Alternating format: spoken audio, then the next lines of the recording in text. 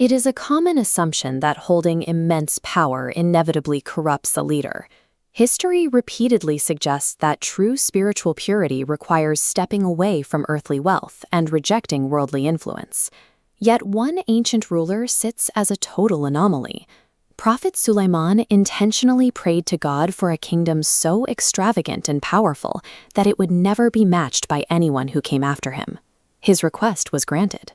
He commanded a literal army composed not only of men, but of shadowy entities known as jinn, wild animals, and the wind itself.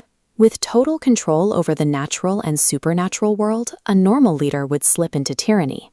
The real mystery is how this exact concentration of authority formed the basis of a strictly just empire. Looking closely at how he managed his reign shows us that wealth and influence are entirely neutral tools. Their value depends entirely on the hands that wield them. Suleiman learned the mechanics of governance as a child by observing his father, Prophet Dawood. He realized early on that resolving disputes effectively meant finding creative solutions that repaired the community, rather than simply punishing the guilty. This diagram represents a famous early case. One man's sheep wandered into another man's field and ate the entire crop. While his father ruled to give the sheep away permanently, Suleiman proposed a temporary exchange. The farmer takes the sheep while the shepherd kens the ruined field. Once the crops grow back, the assets swap back, returning both men to their original livelihoods intact. As an adult ruler, he applied this restorative logic to the physical expansion of his kingdom. He utilized wind to move resources across months of typical travel distance in a single day, and directed his workforce of jinn to cut and place heavy stone blocks that were impossible for human laborers to lift.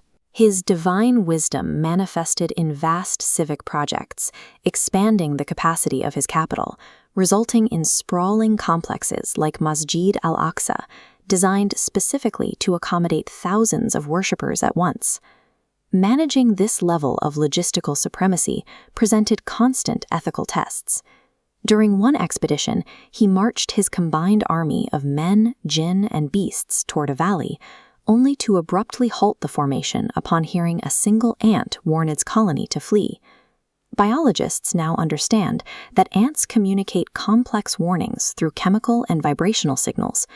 Suleiman recognized this subtle frequency, smiled at the warning, and completely rerouted his massive force to spare the colony. A second test arrived in the form of a rival geopolitical power. Queen Balkis ruled a wealthy, sun-worshipping kingdom in Yemen. When Suleiman sent a letter inviting her to submit to God, she responded by sending him a caravan of extravagant gifts to test his intentions. He refused the tribute entirely. He made it clear that his objective was faith and justice, and a mission directed by God could not be bought off with gold. He countered with a display of sheer awe. He asked his court to fetch her throne before her arrival. A man with divine knowledge stepped forward, and the massive gold structure materialized inside his palace in the blink of an eye. The queen saw her securely guarded throne sitting halfway across the continent and immediately submitted to his authority without a single casualty. The final test came from within. One afternoon, while inspecting a display of his finest, most beautiful royal horses, he became entirely absorbed in the spectacle.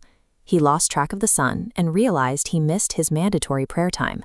He recognized this attachment as a trap for his own ego. He immediately repented and voluntarily gave away his prized horses to recenter his focus. Facing a tiny insect, a wealthy rival monarch, or his own internal desires, his actions remained consistent.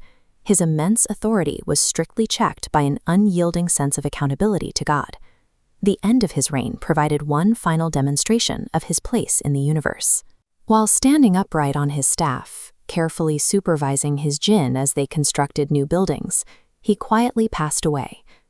This diagram illustrates how a sudden cessation of the heart's electrical activity, resulting in conditions like neurogenic shock or sudden cardiac arrest, can cause immediate death while leaving the body physically rigid and upright, and so he remained standing. His fearsome workforce, believing their king was still watching them intently, continued toiling away in the heat, completely oblivious that their master was already gone. The facade of his absolute control shattered only when a small termite gnawed through the base of his wooden cane. The wooden staff snapped, his rigid body collapsed to the ground, and the jinn finally realized they were free. This sudden end cleared him of later accusations that his power came from dark sorcery. It proved definitively that despite his massive kingdom, he had no absolute control over his own destiny, completely bound by divine timing. Suleiman's reign challenges the idea that spiritual discipline requires a life of poverty. He demonstrated that faith can be expressed through the ethical management of immense resources. He used his kingdom's massive logistical capacity to secure peace without bloodshed and to build enduring sacred infrastructure. Without that economic and physical strength, the Queen of Sheba would have likely engaged in a costly war, and the monumental temple of Al-Aqsa would likely never have been realized. His example suggests that the ability to influence global events and protect one's community relies on possessing the tools of the era. Surrendering those tools to the unjust effectively removes the righteous from the conversation entirely. Wealth is a force of nature, much like the winds Suleiman commanded. When it fuels personal ego, it becomes a destructive curse.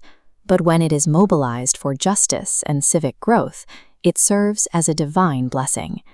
Suleiman's legacy shows that the weight of a life is measured by the justice one builds with the power they possess.